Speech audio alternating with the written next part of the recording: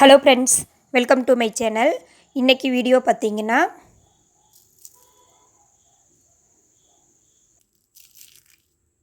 Beetroot சுரைக்காய் பக்கோடா எப்படி பண்ணுறதுன்னு பார்த்துடலாங்க.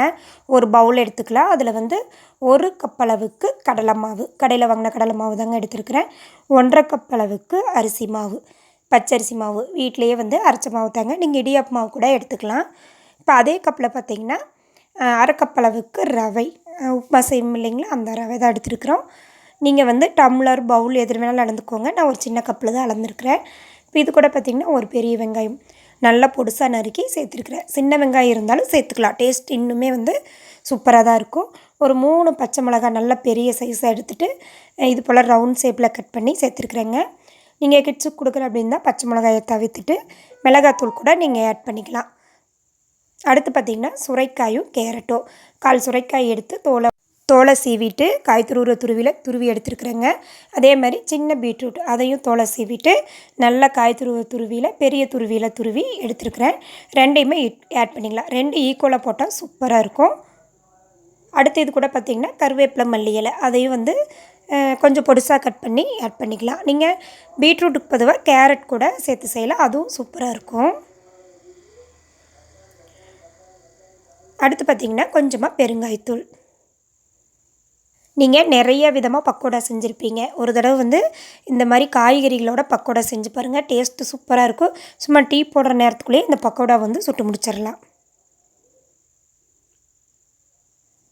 அடுத்து இது கூட பார்த்திங்கன்னா இஞ்சி பூண்டு பேஸ்ட்டு, கொஞ்சமாக ஜீரகம் சேர்த்துக்கலாம். ஜீரகம் வந்து கொஞ்சமாக சேர்த்துங்க, ரொம்ப சேர்த்துக்கூடாது, கச்சு வாசம் அடிக்கும். கொஞ்சமாக வந்து நம்ம ஜீரகம் சேர்த்துக்கலாம். இஞ்சி பூண்டு பேஸ்ட்டு சேர்த்துக்கலாம். இல்லை அப்படின்னா இஞ்சி பூண்டை வந்து நல்லா தட்டி கூட நீங்கள் இது கூட ஆட் பண்ணிக்கலாம்.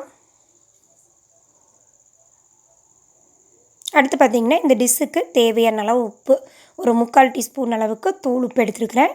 அதையும் இது கூட சேர்த்துடலாங்க.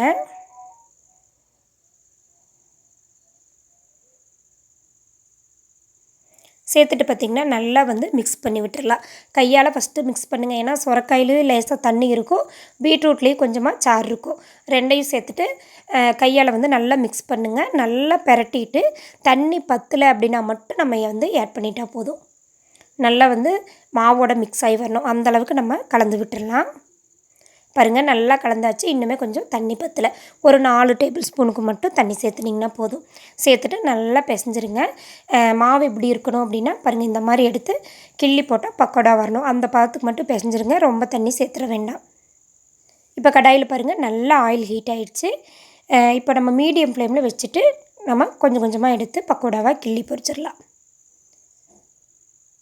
ஒரு டிஃப்ரெண்ட்டான கலரில் இருக்கும் இந்த பக்கோடா. குழந்தைங்கள்லாம் வந்து விரும்பி சாப்பிடுவாங்க. நல்ல மொறுன்னு சூப்பராக இருந்துச்சு டேஸ்ட்டு வந்து.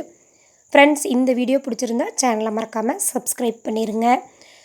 இந்த பக்கோடா ரெசிபியை ட்ரை பண்ணி பார்த்துட்டு டேஸ்ட் எப்படி இருக்குன்னு மறக்காமல் கமெண்ட் பண்ணுங்கள், உங்கள் ஃப்ரெண்ட்ஸுக்கு ஷேர் பண்ணுங்கள். இப்போ திருப்பி விட்டுடலாம்.